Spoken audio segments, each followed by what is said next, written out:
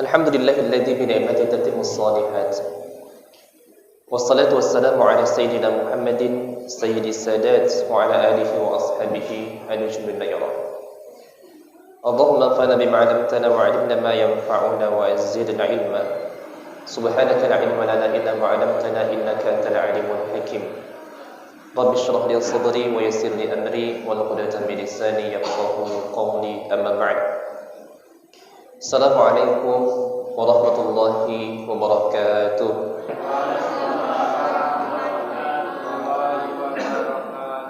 Alhamdulillah, segala puji bagi Allah atas karunia rahmat nikmat yang Allah curahkan kepada kita semua.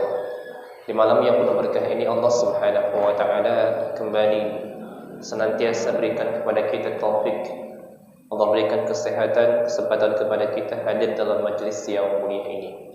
Oleh karena itu, doa senantiasa kita panjatkan kepada Allah Subhanahu wa taala terhadap kebaikan-kebaikan yang selama ini kita dapatkan. Untuk mendapatkan kesehatan itu kita laksanakan untuk kebaikan. Doa agar Allah memberikan keberkahan kepada kita semua dalam segala langkah yang kita langkahkan, dan doa agar Allah memberikan ridha kepada kita semua terhadap apa yang kita laksanakan. Serta mohon kepada Allah Subhanahu wa taala semoga Allah mewafatkan kita dengan kondisi husnul khatimah, mengucapkan kalimat thayyibah la ilaha illallah Muhammad Rasulullah sallallahu alaihi wasallam. Amin amin ya Allah ya rabbal alamin.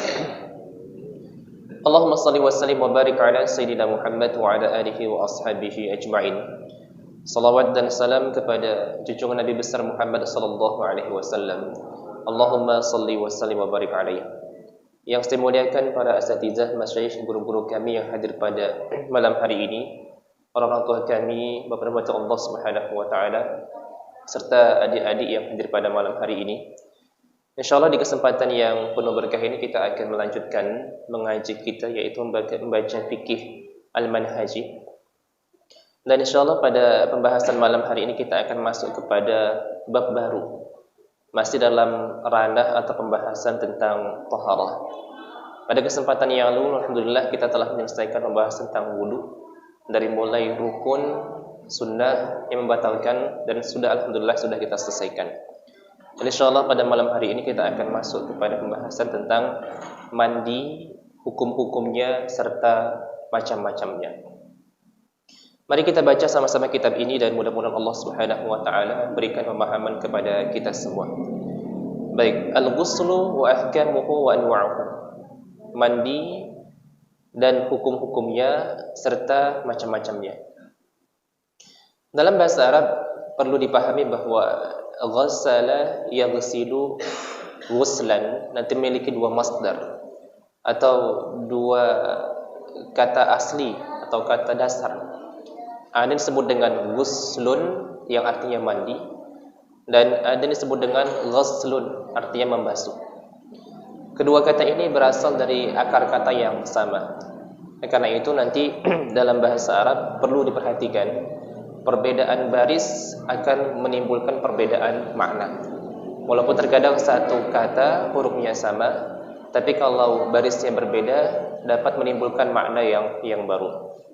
Nah, dalam bahasa Arab di sini mandi disebut dengan al-ghuslu, artinya mandi.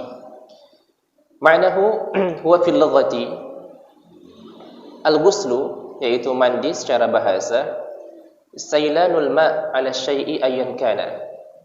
Yaitu dalam bahasa Arab arti dasar al-ghuslu itu yaitu apa? Mengalirkan air terhadap atau di atas sesuatu, apapun itu. Jadi ketika air itu mengalir di atas sesuatu, maka itu dikatakan dengan mandi. Wa syar'an jiryanul ma'i 'ala al-badani bi niyatin makhsusah. Dalam istilah agama yang dikatakan mandi di sini yaitu istilah atau mandi yang masuk dalam rangka ibadah adalah mengalirkan air di atas badan dengan niat tertentu.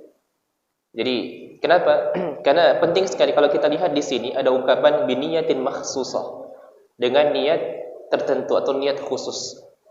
Dalam fikih kita pahami bahwa niat memiliki peran yang sangat vital sekali. Di antara fungsi niat adalah membedakan antara ibadah dengan kebiasaan. Seperti halnya mandi. Mandi merupakan kebiasaan yang kita kerjakan setiap hari. Pagi, siang, malam, atau sore, bahkan seperti itu. Orang Indonesia kebiasaan mandi mungkin ya 2 kali atau 3 kali dalam sehari. Itu kebiasaan kita. Nah, apakah mandi yang kita kerjakan itu setiap hari bisa mendapatkan pahala? Atau bagaimana membedakan antara mandi yang kita kerjakan setiap hari dengan mandi, contohnya mandi sunnah Jumat atau mandi janabah, mandi junub? Yang membedakan antara mandi-mandi ini terutama dengan apa? Dengan niat.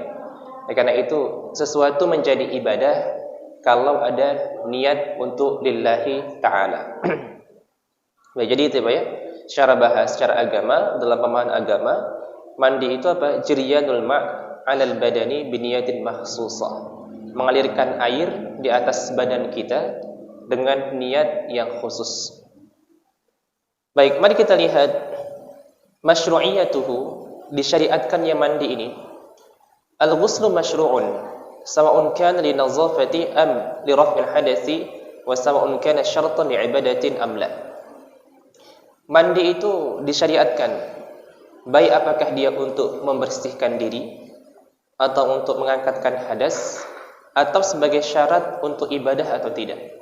Kenapa? Karena memang Islam menganjurkan kepada kita untuk apa? Untuk melaksanakan mandi itu. Dan dalam agama, hak badan kita ini untuk dibersihkan itu pada dasarnya sepekan sekali. Itu hak kita. Jadi hak badan kita ini, hak diri kita ini dibersihkan atau mandi dalam bahasa kita itu dalam sepekan hanya sekali. Karena itu tidak berdosa jika seorang itu contohnya mungkin mandi hanya sekali dalam sepekan, tidak masalah gitu. Tapi mungkin dalam tradisi kita ini sesuatu yang aib ya. Ada orang yang tidak mandi contohnya mungkin sehari saja, itu dianggap orang yang jorok, orang yang tidak perhatian kepada kebersihan. Badannya mulai terasa bau, dan apalagi kita tinggal di daerah tropis seperti ini, terkadang terasa badan gatal, lembab dan yang lainnya, maka tidak nyaman itu. Tapi kalau di beberapa negara seperti negara Afrika, dulu ada beberapa teman-teman yang mungkin pernah saya ceritakan atau kami ceritakan di tempat ini juga, bahwa dulu waktu kami kuliah, teman-teman dari Afrika itu mereka terkadang ya mandi itu sepekan bisa sekali, bisa 2 kali, tergantung kebutuhan mereka. Karena kenapa? Karena memang di daerah mereka itu terkadang air itu sedikit, sehingga untuk mandi juga pun mereka perlu memikirkan air yang akan digunakan untuk mandi itu. Kalau di kita di Indonesia ini, masya Allah, air melimpah ruah, Bapak Ibu ya. Sampai terkadang hujan sedikit sudah terjadi banjir, gitu. Di Indonesia, di Medan, gitu, atau di Sumatera Utara. Sedangkan di Jawa sekarang terjadi kemarau, gitu. Tapi di Medan atau di Sumatera Utara ini, masya Allah, air melimpah ruah. Oleh karena itu, mandi ini merupakan hal yang baik, dan kita memiliki kebiasaan. Orang Indonesia ini adalah orang-orang yang terkenal dengan kebersihannya, insyaallah. Mudah-mudahan seperti itu. Baik, jadi itu ya, mandi disyariatkan untuk membersihkan diri, untuk mengangkatkan hadas, atau untuk sebagai syarat dalam ibadah. Contoh untuk kebersihan ya, mandi yang kita laksanakan setiap hari. Untuk mengangkatkan hadas, contoh mandi janabah. Mandi janabah itu kita laksanakan untuk apa? Untuk menghilangkan hadas besar. Atau sebagai syarat untuk ibadah. Ya, terkadang ada beberapa syarat-syarat atau mandi yang memang di mandi, contohnya apa? Mandi kita katakan sunnah-sunnah. Mandi apa? Mandi ketika ingin melaksanakan haji atau umrah, ketika ingin ihram, itu termasuk bagian dari sunnah. Wa dalla ala masyru'iyyatihi al-kitabu was sunnatu wal ijma'. Ada beberapa hal yang menjadi landasan terhadap disyariatkannya mandi. Contoh dalam ayat Al-Qur'an, Allah Subhanahu wa taala menjelaskan, "Innallaha yuhibbut tawwabina wa yuhibbul mutatahhirin." Nah, ini keutamaan mandi. Allah Subhanahu wa taala dalam Al-Qur'an menjelaskan, sungguhnya Allah cinta kepada orang-orang yang senantiasa bertaubat, dan cinta kepada orang-orang yang senantiasa membersihkan diri. Jadi termasuk orang yang mendapatkan kecintaan Allah Subhanahu wa taala adalah apa? Orang-orang yang senantiasa menjaga kebersihannya. Ya, makanya orang-orang yang bersih itu kita lihat yang senantiasa membersihkan diri itu adem, sejuk kita melihatnya, ya. Ai al-mutanazzihina 'anil ahdas wal aqdar al-maddiyah wa ma'nawiyah. Yang dimaksud dengan al-mutatahhirin di sini yaitu apa? Al-mutanazzihin, orang-orang yang membersihkan dirinya dari hadas, wal aqdar, dan kotoran-kotoran. Apakah itu kotoran yang terlihat atau kotoran yang tidak terlihat? Jadi katakan mutatahhirin ini orang yang senantiasa berusaha untuk membersihkan diri zahir dan batin. Zahirnya dengan apa? Ya zahirnya mungkin dengan mandi atau dengan mengalirkan air ke tubuhnya. Sedangkan batinnya bagaimana? Yaitu beristighfar, mohon ampun kepada Allah Subhanahu wa taala. Kemudian dalam hadis Nabi sallallahu alaihi wasallam dari sahabat mulia, hadis yang diriwayatkan oleh Imam Bukhari dan Muslim dari Abu Hurairah radhiyallahu anhu, beliau berkata, qala Rasul sallallahu alaihi wasallam bersabda, haqqun 'ala kulli muslimin an yaghtasila fi kulli sab'ati ayyam yawman yaghsilu fihi ra'sahu wa jasadahu.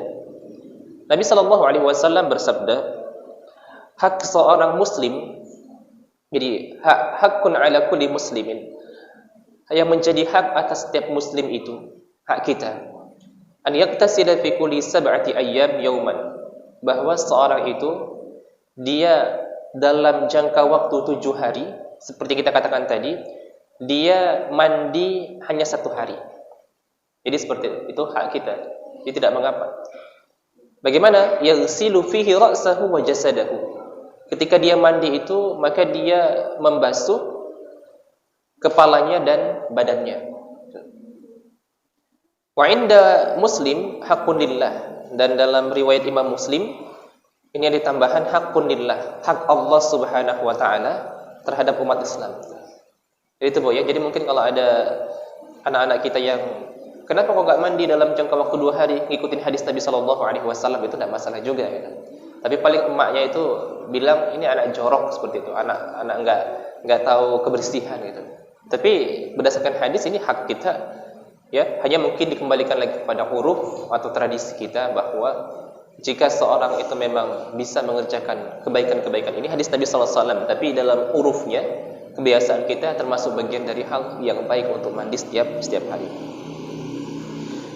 Kemudian juga wal muradu bil haqqi huna, dan yang dimaksud dengan hak di sini dalam hadis Nabi ini hak terhadap setiap muslim. Nah, apa itu? Apa yang dimaksud dengan hak di sini? Annahu mimma la yaliqu bil muslim tarkuhu, yaitu segala sesuatu yang tidak layak untuk seorang muslim itu meninggalkannya. Wa hamalahu al ulama'u ala ghusli yaumil jumu'ah. Jadi ada pendapat sebagian pendapat ulama yang mengatakan bahwa 1 hari yang menjadi hak kita untuk mandi itu adalah mandi hari Jumat. Dalam 7 hari itu yang menjadi hak badan kita untuk kita bersihkan adalah 1 hari. Kapan itu? Ketika datang hari Jumat. Baik, wa sayati mazidun minal adillati fi mawadhi'iha, dan insyaallah kita akan bahas beberapa dalil yang akan datang insyaallah. Baik. Kemudian juga ijma', kesepakatan umat Islam, falaqad ajma'al a'immatu, sepakat para imam-imam mujtahid. Siapa itu? Imam Hanafi, Imam Malik, Imam Syafi'i, dan Imam Hambali, ala anna al-ghusla li nazafati mustahab, yaitu kesepakatan para ulama bahwa mandi untuk membersihkan diri itu sesuatu yang dianjurkan. Wal ghuslu li sihhatil ibadati wajib, sedangkan mandi untuk agar ibadah itu sah maka wajib. Contohnya tadi mandi untuk membersihkan diri setiap hari itu dianjurkan. Sedangkan mandi untuk dari janabah agar kita bisa melaksanakan ibadah salat, maka itu suatu kewajiban. Tidak boleh orang mengulur-ulur. Ya ketika atau seorang wanita ketika sudah sadar bahwa masa haidnya sudah akan selesai. Contohnya dianggap bahwa sore ini ya sebelum masuk zuhur atau sore ini sebelum masuk waktu maghrib mungkin darah haidnya sudah terputus gitu. Maka seorang wanita ini tidak boleh mengulur-ulur untuk melaksanakan segera mandi. Agar apa? Agar bisa melaksanakan salat asar dan melaksanakan sholat maghrib. Kalau contohnya mungkin seorang wanita ini mengulur-ulur waktu untuk mandi sampai masuk waktu isya malam, sedangkan dia sudah tahu bahwa darah itu terputus dalam kebiasaannya dari mulai asar, maghrib, maka dia memiliki hutang, harus dibayar, harus diqadha sholat yang dia tinggalkan, yaitu sholat asar dan sholat maghrib tadi itu. Kenapa? Karena dia sudah memiliki pemahaman atau kebiasaan bahwa darah itu sudah berhenti pada waktu tertentu, seperti itu, pada waktu asar. Maka dia harus segera mandi itu. Kenapa? Karena mandi untuk melepaskan atau mandi setelah haid itu termasuk bagian dari yang wajib, agar bisa melaksanakan yang wajib, yaitu sholat. Baik, ini masih dalam ranah muqaddimah terkait tentang mandi. Insyaallah kita akan detailkan secara lebih dalam lagi. Baik, hikmatu masyru'iyatihi. Kenapa Islam sangat perhatian sekali terhadap masalah ini? Jadi ada hikmah-hikmah tertentu yang diajarkan oleh agama kita terkait tentang hal ini. Lil ghusli hikamun katsiratun wa fawaid mutaaddidah. Mandi sangat memiliki banyak hikmah dan faidah. Mungkin sebagian kita sudah mengetahui. Di antaranya apa? Husulul thawab. Jadi jangan dianggap bahwa mandi itu tidak ada manfaatnya. Dan dalam agama juga tidak ada kaitannya dengan Islam atau dengan agama kita, tidak. Yang pertama di antara hikmah mandi itu apa? Husulul thawab. Untuk mendapatkan pahala. Jadi Bapak Ibu ya, jadi segala sesuatu yang kita niatkan untuk Allah Subhanahu wa taala, maka akan mendapatkan pahala. Li'anna al-ghusla bil ma'na syar'i ibadah. Karena mandi ya dengan pengertian syariat agama adalah ibadah. Iz fihi imtisalun li amri syar'i wa 'amalun bi hukmihi. Kenapa? Karena ada menjunjung perintah agama dan mengerjakan hukum-hukumnya. Dan dalam hal ini ya, ketika kita berusaha untuk menjalankan perintah agama, maka kita mendapatkan pahala dari perbuatan itu. Wadiza qala alaihi salatu wassalam, oleh karena itu Nabi sallallahu alaihi wasallam bersabda, at-tuhuru syatrul iman, ay nisfuhu aw juz'un minhu, wa huwa yashmalu al-wudu' wal ghusl. Nabi mengatakan sallallahu alaihi wasallam, at-tuhuru, bersuci itu syatrul iman, separuh dari iman. Jadi bukan main-main Bapak Ibu. Separuh dari keimanan itu, bab iman itu kan besar, banyak sekali. Ya, ada yang mengatakan 70 cabang iman seperti itu. Ya, syu'abul iman. Nah, itu diantaranya separuh dari yang kita sebutkan tadi itu berapa? Ya mungkin 30-nya itu terkait masalah bersuci. Masalah bersuci. Dan di sini yang terkait tentang masalah bersuci ini ya dua. Apa itu? Kalau tidak mandi maka berwudu. Jadi mandi merupakan syariat yang sangat baik, berwudu juga gitu. Jadi dua hal ini termasuk bagian dari setengah dari keimanan kita. Oleh karena itu orang yang senantiasa ingin meningkatkan keimanannya, maka bagaimana? Senantiasa menjaga kesuciannya, baik dengan cara mandi atau dengan cara berwudu. Orang yang mungkin dalam kondisi yang janabah, hadas besar, maka dia harus menyelesaikan hal ini dengan cara mandi. Dan ketika seorang itu berada pada hadas kecil, maka dia harus senantiasa atau mengambil wudu kembali untuk apa? Untuk menjadikan dirinya suci. Jadi yang pertama itu, bahwa dengan cara mandi itu kita akan mendapatkan pahala dari Allah Subhanahu wa taala. Dan yang kedua, ini jelas bahwa husulun nazafati, akan mendapatkan kebersihan. Ini jelas bahwa Islam sangat perhatian kepada kebersihan. Fa iza ghtasala al-muslimu tunazzafu jismuhu mimma asabahu min qazarin aw ulika bihi min wasakhin aw afrazahu min irkin. Wa fi hadhihi an-nazafati wiqayatun al-jarasim allati tusabbibu al-amrad. Apabila seorang muslim itu membersihkan dirinya dari kotoran-kotoran yang mengenai tubuhnya, atau kotoran-kotoran yang lengket di badannya, atau keringat-keringat yang keluar dari dirinya.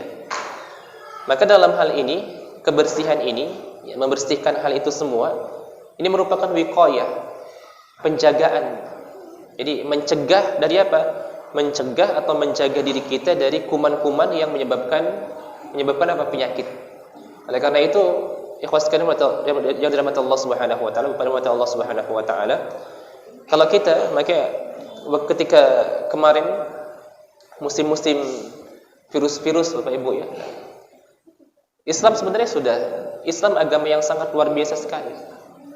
Kita sudah mengerti atau memahami bahwa ketika taharah itu dikerjakan dengan cara yang benar atau dikerjakan oleh umat Islam, maka tidak akan ada virus-virus yang mampu untuk masuk ke dalam tubuh umat Islam ini. Dan kita sebenarnya tidak butuh kepada, kepada hal-hal yang bersifat proteksi diri kita dari vaksinasi dan yang lain. Kenapa? Karena memang apa yang dikerjakan atau apa yang dianjurkan oleh Islam ini merupakan vaksinasi secara alami, vaksinasi syar'i. Hal-hal yang berhubungan dengan kebersihan ini sudah disebut dengan vaksinasi syar'i. Makanya contoh beberapa Allah, ketika seorang itu mengerjakan amal ibadah, dianjurkan contohnya Bapak Ibu, kita bangun tahajud malam. Kemudian ketika bertahajud itu kita berwudu, atau bahkan ada anjuran di kalangan para ahli, sebelum kita melaksanakan tahajud itu disunnahkan atau dianjurkan untuk apa? Untuk mandi terlebih dahulu. Kenapa? Karena mandi pada waktu tersebut, contohnya pada jam 2 atau jam 3, itu termasuk bagian dari kebaikan. Akan menguatkan tulang-tulang kita, akan menguatkan saraf-saraf kita. Bahkan saya pernah mendengar, mohon maaf, ada dalam sebuah video yang senantiasa menjaga atau mandi ketika jam 2 atau jam 3, itu ya setelah tengah malam itu, maka tidak akan terkena penyakit-penyakit seperti saraf kejepit atau penyakit-penyakit yang bersifat saraf itu. Kira-kira seperti itu. Oleh karena itu termasuk bagian dari pengobatan yang mudah bagi orang-orang yang terkena penyakit seperti saraf tadi itu, untuk apa? Untuk melaksanakan mandi. Melaksanakan mandi kapan? Ketika dia akan melaksanakan salat tahajud. Intinya mandi sebelum waktu subuh. Itu sangat baik sekali.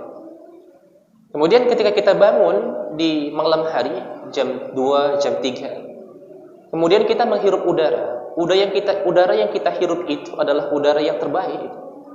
Belum ada polusi, tidak ada asap kendaraan dan yang lainnya. Maka bagaimana? Yaitu termasuk bagian hal yang baik.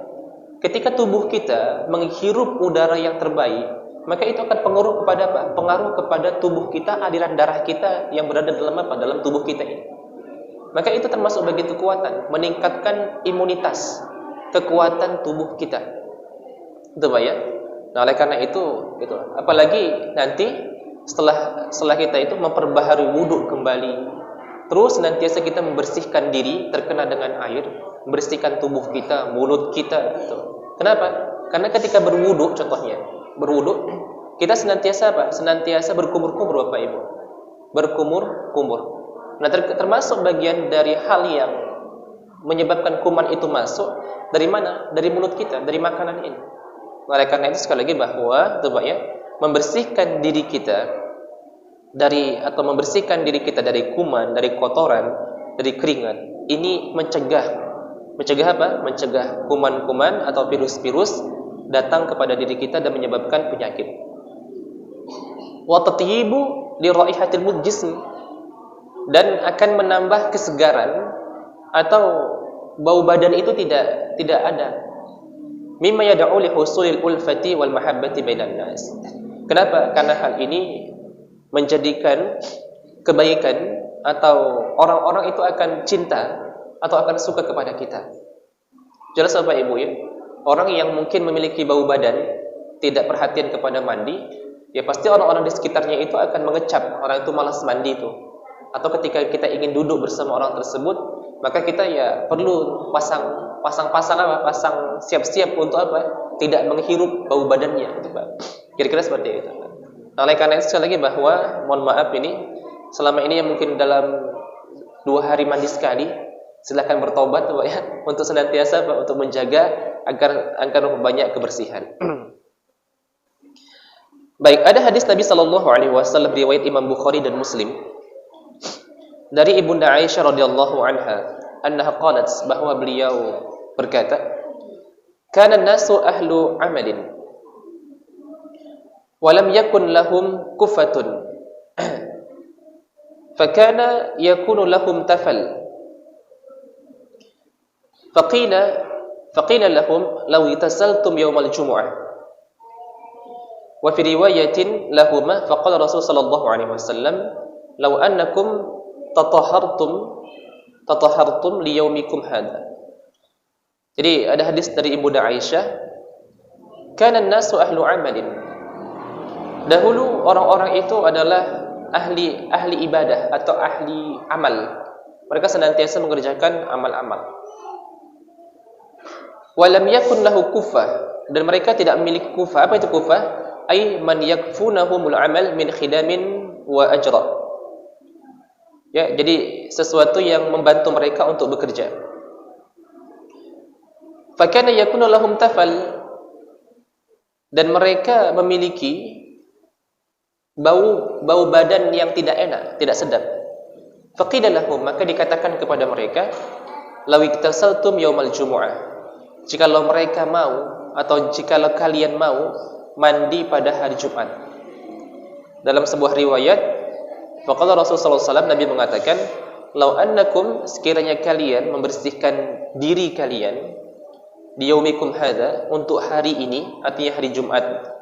Jadi ini merupakan hadis anjuran bahwa kita harus senantiasa menjaga diri. Apalagi kalau kita senantiasa duduk bersama orang, berkumpul-kumpul, itu jelas bau badan, ya, bau mulut itu tidak baik. Kenapa? Karena akan menimbulkan fitnah-fitnah, itu Bapak Ibu ya. Nah, kenapa tidak kebaikan di antara manusia ini? Baik. Dan yang terakhir di antara hikmah disyariatkannya mandi, membersihkan diri dalam Islam, apa itu?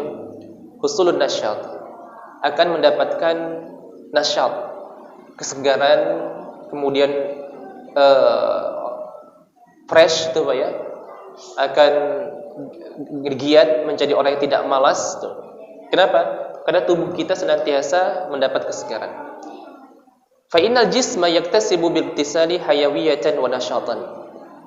Tubuh kita ini akan mampu menjadi giat, menjadi aktif kembali dengan apa?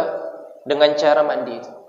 Makanya contohnya dalam kondisi yang ngantuk, kondisi yang letih, terkadang ketika kita bekerja, maka silahkan untuk mengambil apa? Kalau bisa mandi ya mandi. Atau dalam kondisi contohnya ta'lim seperti ini, ketika belajar atau dalam hal-hal yang bekerja seperti tadi itu, supaya mendapatkan kesegaran agar fresh kembali, maka bagaimana? Disunnahkan untuk kita mengambil wudu kembali. Oleh karena itu, wudu ini sangat penting. Wa yazhabu anhu al-futur wal khumul wal kasal. Wala siyama idza kana ba'da asbabihi al-mujibah kal-jima'i ala ma sayati. Wa yuzhibu anhul futur, dan dengan cara mandi atau berwudu itu membersihkan diri, itu akan menghilangkan futur. Futur itu apa? Futur itu kebosanan. Kebosanan. Terkadang kita bosan tuh, Pak. Dalam satu aktivitas bosan gitu. Atau khumul wal kasal, malas. Khumul itu ya lesu, kasal, malas. Maka untuk supaya lebih giat lagi, bagaimana? Yaitu kita disunnahkan untuk mengambil mandi atau berwudu itu. Supaya, ya sekali lagi bahwa kesimpulan dari apa yang kita bahas kali ini, bahwa mandi, membersihkan diri ini sangat dianjurkan dalam Islam. Itu Pak ya. Baik, nah sekarang kita masuk kepada pembahasan berhubungan dengan fikihnya ini. Ini kadang informasi atau motivasi kepada kita untuk apa? Untuk menjaga diri kita, membersihkan diri kita agar apa? Agar senantiasa apa? Senantiasa dalam kondisi yang bersih. Baik, sekarang kita baca aqsamul ghusli, pembagian mandi. Wal ghuslu qisman. Mandi itu ada dua bagian. Ghuslun mafrudun wa ghuslun mandubun. Dalam ranah fikih, dalam pembahasan fikih, ada mandi yang wajib dan ada mandi yang sunnah. Jadi mandi ada dua, ada mandi wajib dan ada mandi sunnah. Baik, yang pertama akan kita bahas yaitu mandi wajib. Awalan al-ghusl mafrud, mandi yang diwajibkan. Apa itu mandi yang diwajibkan? Wa huwa allazi la tasihhu al-ibadatu al-muftaqiratu ila tuhri bidunihi idza wujidat asbabuhu. Mandi yang diwajibkan yaitu mandi sesuatu yang atau yang tidak sah ibadah kecuali atau al-ibadatul muftaqiratu ila tuhrin, ibadah-ibadah yang membutuhkan kepada bersihnya atau sucinya badan gitu. Jadi mandi yang diwajibkan adalah mandi-mandi yang di mana ibadah itu tidak sah kecuali dengan sucinya tubuh kita ini. Maka kenapa? Apabila ada sebab-sebabnya. Supaya jadi apabila ada sebab-sebabnya itu, maka hal ini menjadi wajib. Di antara sebab-sebab yang mewajibkan seorang itu mandi apa? Al-janabah. Pertama, junub. Junub ini menyebabkan wajib mandi. Kedua, al-haid, yaitu haid. Maka ketika seorang wanita, ini khusus pada wanita, ya. Tidak ada seorang laki-laki haid, tidak ada, Pak. Ya, Pak. Baik. Kemudian wal wiladatu, melahirkan. Melahirkan juga setelah seorang wanita melahirkan maka wajib untuk mandi. Dan yang keempat al mautu, karena seorang itu mati. Kalau yang tiga, janabah, haid, dan melahirkan, ini kita bisa mandi sendiri itu, Pak. Tapi kalau yang keempat ini mati, tidak bisa mandi sendiri, kita harus dimandikan gitu. Makanya kalau ada orang yang ingin mau mati itu, tahu dia kapan matinya, itu tidak juga gitu, tidak bisa. Dia juga harus dimandikan nanti. Jadi ini 4 sebab yang mewajibkan seorang itu mandi. Ya, sekali lagi bahwa mandi ada 2, ada mandi wajib dan ada mandi sunnah. Mandi wajib yaitu mandi di mana mandi itu dibutuhkan untuk melaksanakan ibadah wajib. Di antara sebab-sebab yang menjadikan seorang itu mandi, apabila pertama dia janabah, itu melaksanakan hubungan suami istri, kemudian haid, kemudian melahirkan, dan yang terakhir mati. Coba ya. 2 khusus kepada perempuan, dan apalagi 2 lagi itu laki-laki dan perempuan. Haid dan wiladah, ya, haid dan wiladah itu sama, itu khusus pada perempuan. Sedangkan janabah bisa laki-laki perempuan, dan sedangkan mati bisa laki-laki dan perempuan. Baik, mari kita bahas yang pertama dari mandi yang wajib, yaitu mandi janabah. Apa arti janabah, Bapak Ibu rahmati Allah? Adik-adik tahu arti janabah? Adik-adik belum tahu ya? Baik. Al-janabatu fil asli ma'naha al-bu'du. Janabah atau junub itu dalam bahasa Arab itu. Arti dasarnya itu apa? Al-bu'du, jauh itu. Qala ta'ala dalam Al-Qur'an, Allah Subhanahu wa ta'ala berfirman, "Fabasurat bihi an junubin." Maka terlihat dia dari kejauhan. Ai an bu'din. Wa tutlaqu al-janabatu 'ala al-maniyyi al-mutadaffiq kama tutlaqu 'ala al-jima'. Baik, jadi al-janabah itu artinya jauh. Kenapa? Karena bisa jadi ketika seorang itu dalam kondisi janabah, dia jauh dari agama, dari amal-amal agama. Contohnya orang yang junub, apakah boleh dia melaksanakan ibadah salat? Tidak boleh. Jauh dari salat. Orang yang junub, apakah boleh dia mengerjakan atau membaca Al-Quran, memegang mushaf Al-Quran? Tidak boleh. Kenapa? Karena dilarang. Maka dia jauh dari Al-Quran itu. Karena itu janabah artinya jauh. Wa alaihi fal junubu huwa ghairu tahir. Oleh karena itu orang yang junub itu tidak suci. Min inzalin au jima'in. Tidak sucinya itu karena mengeluarkan mani, sperma, atau karena jima'. melaksanakan hubungan suami istri. Wa summiya bidzalika li'annahu bil janabati ba'uda an ada'is shalah. Disebut dengan junub yang artinya jauh tadi itu. Kenapa? Karena seorang itu jauh dari mengerjakan ibadah salat selama dia dalam kondisi junub gitu. Wal junub lafzun yastawi fil mudzakkar wal muannas wal mufrad wal jama' fa yuqal al mudzakkar junubun wa yuqal al muannas junubun. Ini tambahan dalam bahasa Arab, ya. Jadi yang mengerti bahasa Arab bahwa kata junub itu dia bisa mudzakkar, bisa muannas, bisa mufrad, bisa jama'. Ya, baik. Jadi junub artinya apa? Junub artinya jauh. Dan kondisi junub adalah kondisi yang tidak suci. Kenapa? Bisa jadi karena seorang laki-laki contohnya mengeluarkan sperma atau mengerjakan hubungan suami istri. Baik, asbabuha, sebab-sebab junub. Walil janabati sababan. Junub memiliki dua sebab.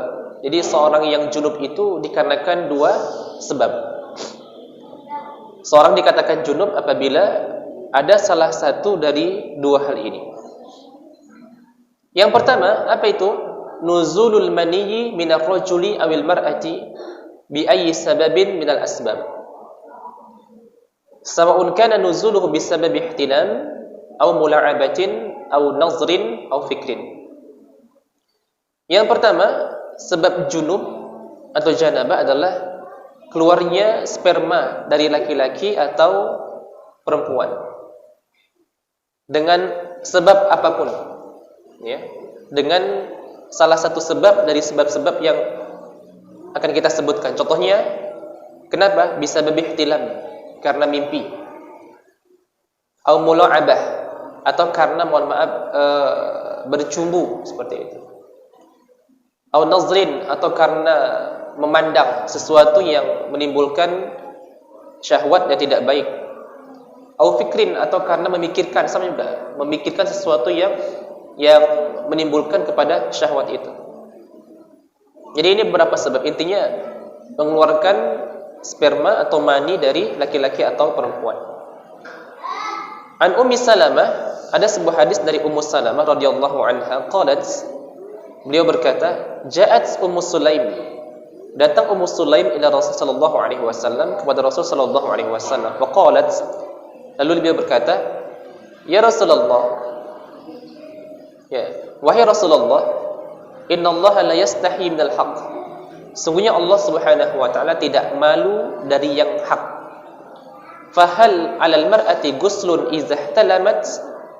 Beliau bertanya, apakah seorang wanita itu harus mandi apabila dia bermimpi? Faqala Rasul sallallahu alaihi wasallam, lalu Rasul menjawab, na'am idza ra'atil ma. Ya, apabila dia melihat air, artinya melihat basah. Ini seorang wanita itu ketika dia bermimpi, contohnya di malam hari, kemudian melihat ada tanda basah di mana di pakaiannya, ya, atau di celananya, maka bagaimana? Maka dia wajib mandi. Nah, di sini pembahasan masalah ini sebenarnya pembahasan yang sangat sensitif itu. Mungkin bagi adik-adik mungkin ya belum balik juga, tapi ini ilmu gitu. Sebagaimana Ummu Sulaim tadi mengatakan kepada Nabi sallallahu alaihi wasallam bahwa Allah tidak malu dari yang hak. Jadi masalah ilmu itu tidak perlu dibuat malu gitu. Oleh karena itu kita membahas masalah ilmu dan kita duduk di majelis ilmu gitu. Oleh karena itu pembahasan seperti ini penting. Kalau kita malu-malu untuk membahasnya, hanya tinggal adab bagaimana cara kita membahas dan membahasakannya. Baik, kemudian lagi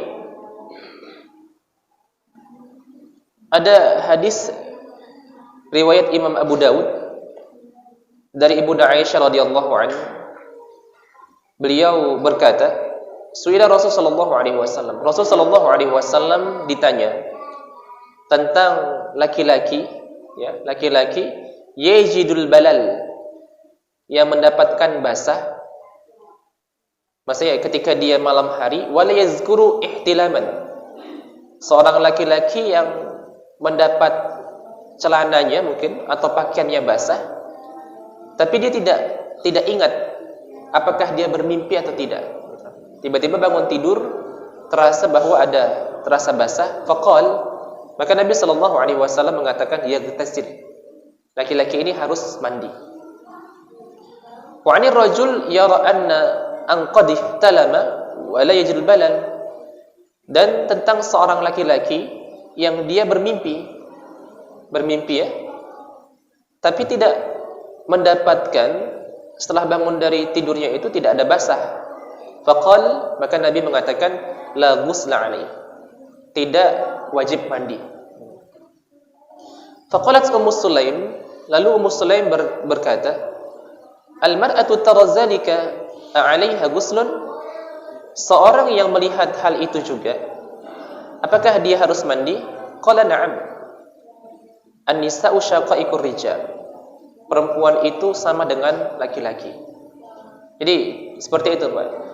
Ketika seorang itu bermimpi di malam hari, gitu contohnya, tapi tidak mendapatkan basah ketika bangun, itu maka tidak wajib mandi.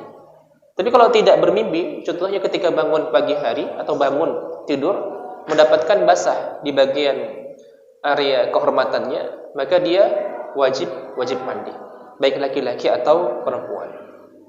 Jadi itu yang pertama.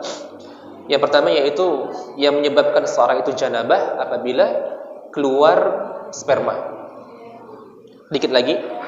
Dan yang kedua yang menyebabkan seorang itu janabah, apa itu? Al-jima' walau min ghairi nuzulil mani. Itu melaksanakan hubungan suami istri walaupun, mohon maaf, tidak sampai mengeluarkan sperma, seperti itu. Jadi ketika seorang suami istri, laki-laki perempuan mengerjakan hubungan ibadah, ya walaupun belum inzal namanya, tidak keluar, maka itu wajib mandi. Dalam hadis Imam Bukhari dan Muslim dari Abu Hurairah radhiyallahu anhu, dari Nabi sallallahu alaihi wasallam, qala, beliau bersabda, idza jalasa baina syu'abiha al-arba' thumma jahadaha faqad wajaba 'alaihi al-ghusl. Ya, hadis Nabi sallallahu alaihi wasallam ini mungkin kalimatnya agak sedikit sensitif ya bagi ni jamaah adik-adik ini. Apabila seorang itu duduk, maksudnya ya kita katakan melaksanakan hubungan suami istri lah itu, maka wajib mandi. Ya, wa illam yunzil, walaupun mungkin tidak sampai inzal. Dan dalam hadis yang lain, riwayat Imam Muslim dari Ibu Aisyah radhiyallahu anha, wa massal khitanu al-khitana faqad wajaba al-ghusl. Jadi dua yang dikhitan apabila bertemu maka wajib mandi. Ai 'ala ar-rajuli wal mar'ati lishtirakihima fil sabab. Jadi itu Pak ya. Jadi ya, ini dua penyebab seorang itu wajib mandi, ya, disebut dengan janabah. Yang pertama apabila nuzulul mani, keluarnya sperma, dan yang kedua al-jima', melaksanakan hubungan suami istri. Dan ini pembahasan kita di malam hari ini masih muqaddimah terkait tentang bab mandi, dan insyaallah kita akan sambung pembahasan yang akan datang dengan hal-hal yang diharamkan bagi orang janabah. Ya, bagi orang janabah, bagi seorang yang disebut dengan janabah, maka ada sesuatu atau beberapa hal yang tidak bolehkan, seperti salat wajib atau sunnah dan yang lainnya. Insyaallah kita akan bahas di kesempatan yang akan datang insyaallah. Sekali lagi mudah-mudahan Allah Subhanahu wa taala memberikan taufik kepada kita dan senantiasa memberikan pemahaman kepada kita, serta istiqomah untuk senantiasa mengaji selembar demi selembar. Dan mudah-mudahan Allah berikan kemudahan kita untuk mengamalkan apa yang kita pelajari. Baik, sebelum tutup atau langsung doa, Pak? Ada pertanyaan apa Ibu? Tidak ada? Baik, kayaknya kalau tidak ada, mari kita cukupkan kajian kita di malam hari ini dengan doa.